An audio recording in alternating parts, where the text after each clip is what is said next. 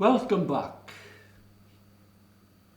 I hope that you're still feeling well and getting ready for the Christmas time and the celebrations. Now, what I'm going to talk about is football. I have never seen a football match, but I don't condemn anybody else. But there's a couple of interesting things about football. I'm just going to do a couple of snippets on it, just to see if anybody knows any more. On December the 7th, 1914, Pope Benedict XV suggested a temporary truce of the war for the celebration of Christmas.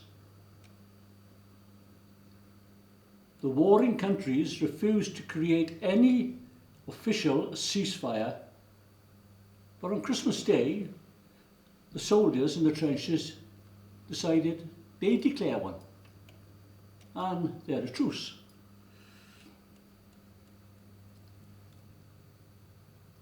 At the spot where the regimental ancestors came out of their trenches to play football on Christmas Day. Now, up until this time, some of the experts said there was no documentary evidence and there's no proof of football ever being actually played British against the Germans. Well,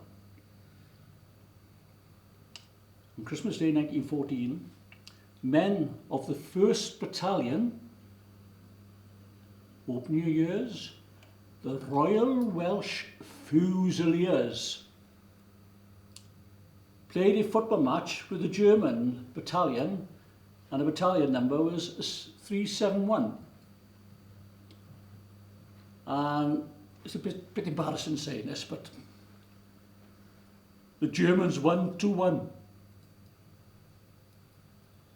But goalposts went quite high, mind, but never mind.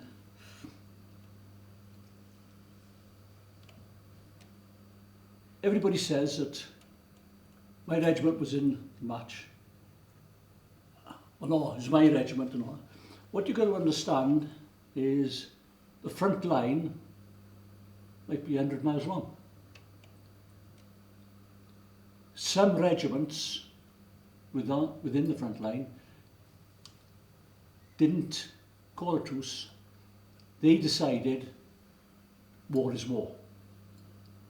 So it was pockets that declared a truce. And what else could they do? They couldn't play hopscotch on a minefield, right?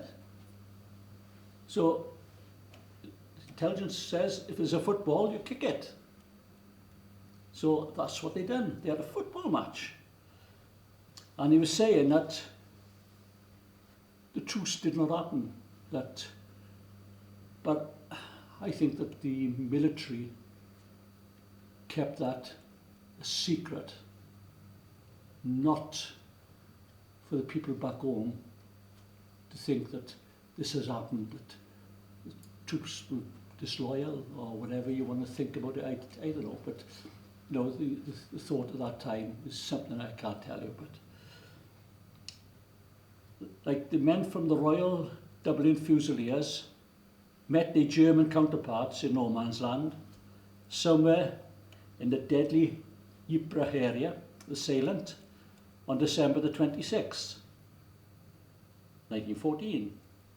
Even so, accounts of the Christmas truce refer to a suspension of hostilities only between the British and the Germans. Not a truce, a suspension.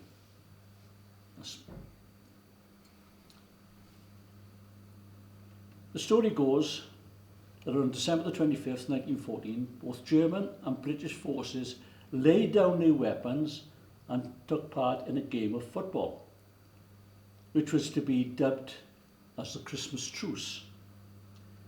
The story of the impromptu football match during the 1914 Christmas of the First World War has been publicised.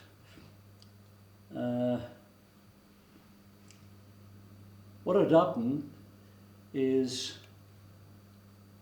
on the 1st of July 1916, men of the East Surrey Regiment, encouraged by Captain Billy Neville, now listen to this, even went over the top kicking footballs, and this was probably intended as a distraction from nervous young soldiers, but was widely reported as a demonstration of British pluck. And I suggest the ones who reported it get out there and start kicking the ball with them, and then they can see about British pluck.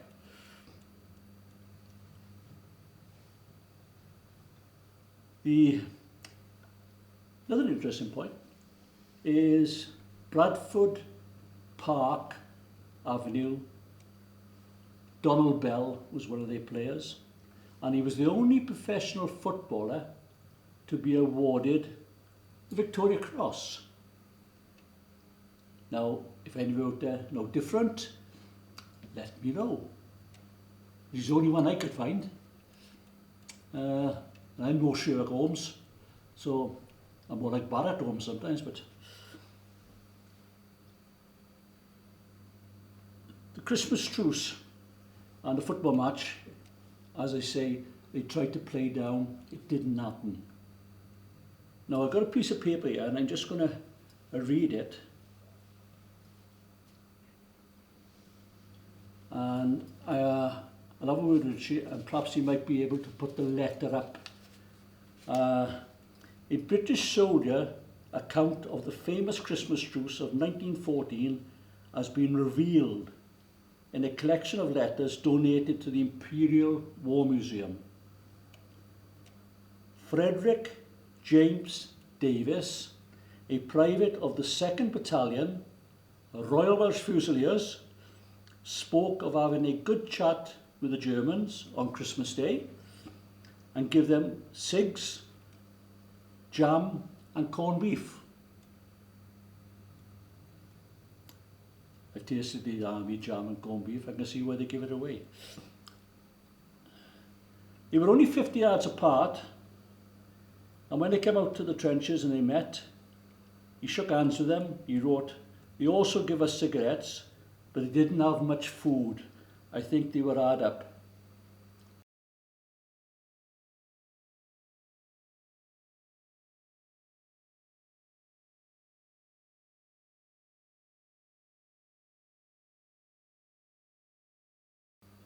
And they were fed up with the war.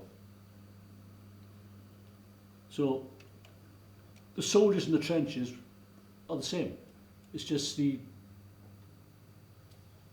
brains that's doing it, that's not in the trenches, that's not doing the fighting, that's not going to get killed, have decided that they'll carry on.